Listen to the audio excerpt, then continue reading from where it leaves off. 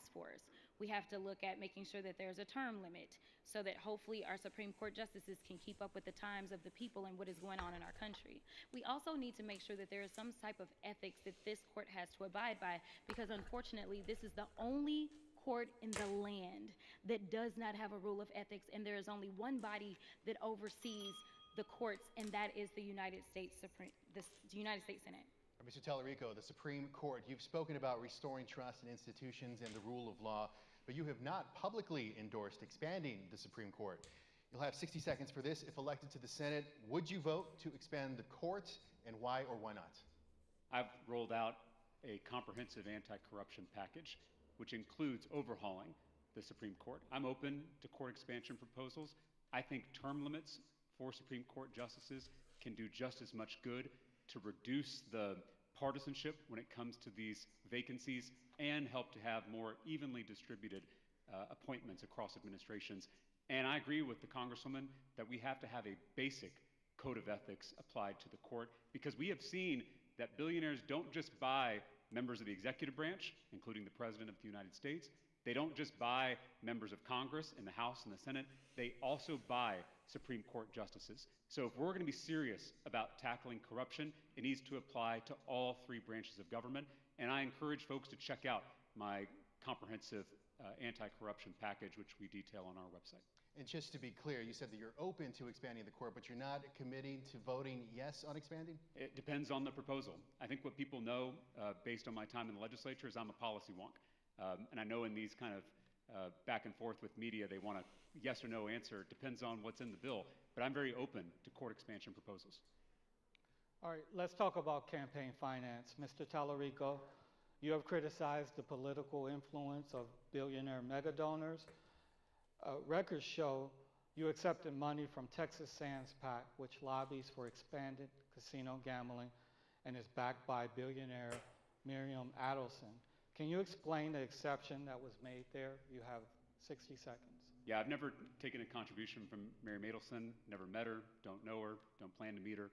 But I do support legalized gambling in Texas. I think it's good public policy. I think it'll bring good jobs. I think it'll bring desperately needed tax revenue into our Texas public schools. We rank 43rd in the nation in per student education funding. And I think we're losing business to Louisiana and Oklahoma. That business can be brought back here to Texas to help fund our Texas public schools. All right.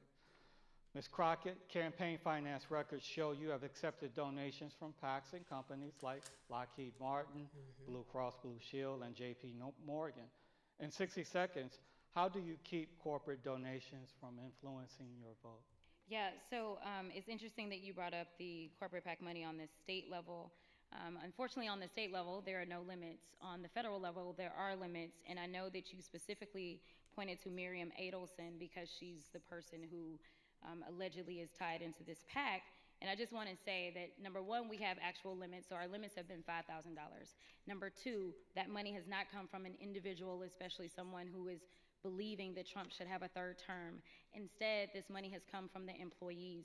Number four, you know, you didn't bring it up, but Goldman Sachs, which is located in my district, a number of these companies have an actual blueprint in Texas 30, and their workers wanted to make sure, because they are taking $5, $10 out of their checks, that they had access. But I do want to be clear.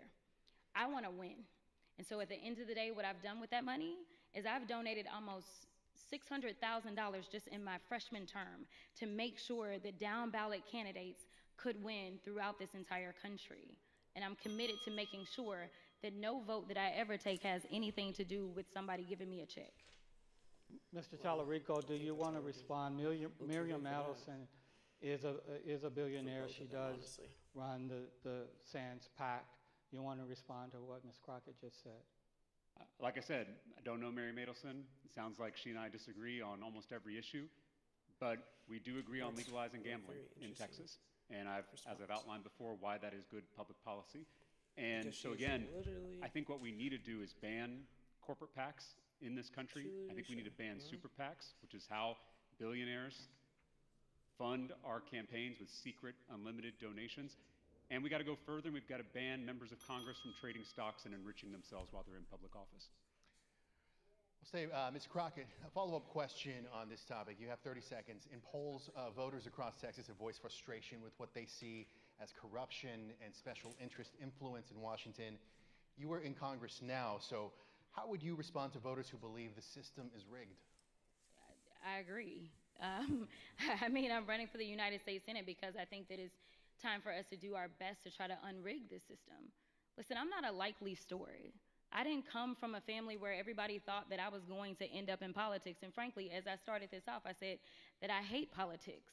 At the end of the day, we need to do things like you were talking about the enrichment issue as it relates to Donald Trump. Donald Trump has enriched himself to the tune of $1.4 billion since he has been in office in violation of the emoluments clause of the United States Constitution. That's just in this If y'all term. have questions for me or comments, All right, we're tight on time. Let's Move to Mr. Tellerico. A 30-second This is just to follow-up be question me for you. yapping You've with my touched on thoughts. themes of moral leadership and restoring accountability and trust in government. If elected to the Senate, what specific anti-corruption measures would They you also marked me at the prioritize, end already. and This took me how way would too they long be to different set from up. what Washington has already promised but failed to deliver? Well, I've already outlined some of them: banning corporate PACs, banning super PACs, and banning members of Congress from trading stocks. I also think we need to ban forms of corruption that don't involve money. I think we need a national ban on gerrymandering across every state in this country. I think we need to overhaul the Supreme Court, which we talked about earlier. I think we need to pass term limits so people aren't making a career out of public service. And I think we can require, through federal statute, that every member of Congress hold at least one annual town hall in their districts so their constituents can hold them accountable. That's the kind of anti-corruption It's so sad package that's that not can restore already people's faith mandate. in And this that's system. not just the bare All right, minimum. thank you very much. Those are our questions, but the debate's Yeah. not over yet because we want to move to closing statements. Mr. Tallarico, you have 60 seconds. Well, thank you again to the AFL-CIO, and thank you to my friend Congresswoman Crockett for I being might try here. to read And while I she just is- want to if thank I you can all find a for being recording committed somewhere. to this cause of flipping Texas and changing the politics of our state. I got into this because of my students.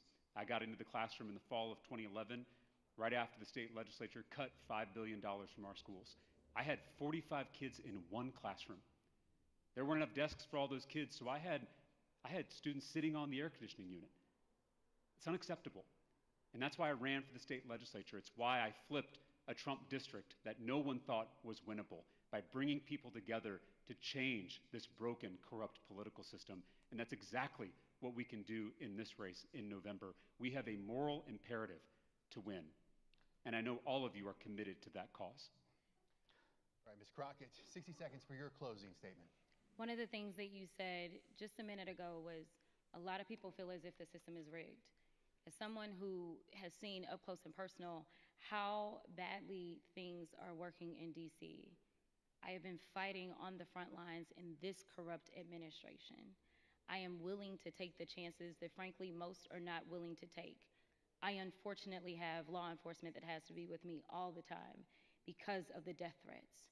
I'm not telling you that so that you can send me your prayers. I'm telling you that because whoever goes to the United States Senate is going to have to be ready for real war. This is how bad it is. As I was traveling to East Texas last weekend, we received a phone call of a woman whose house they were having to go to because that particular woman had stated over and over and over that she was about to come and kill me. I am here to tell you that it is life or death as we see what is happening in Minnesota and otherwise. All right, that concludes our debate. We want to thank the Damn. candidates Okay. for participating. We want to thank the Texas AFL-CIO for hosting, and we want to thank you for joining us. We appreciate you spending the afternoon with us. From all of us here, thank you for watching.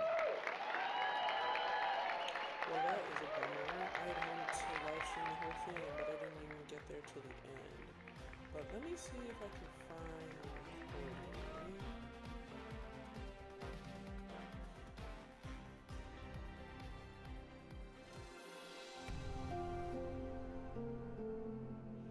Okay, if I can find the recording, I'm gonna. If I can find the recording, I'll hop back on. Or maybe I'll just. Let me see what I can find.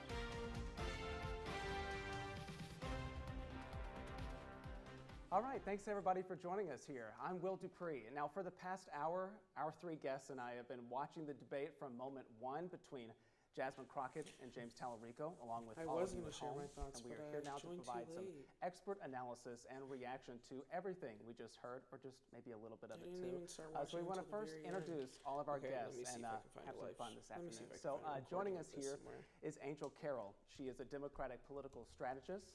Luke Warford is the founder of the Agave Democratic Infrastructure Fund.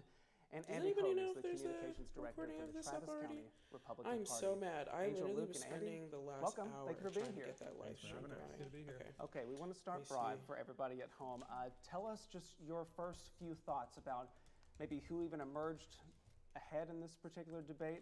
Go down the line. We'll start with you, Angel. I mean, look, debates are really hard, and I think everyone is really excited to see both of them side by side. I think this is the only time we may see that happen.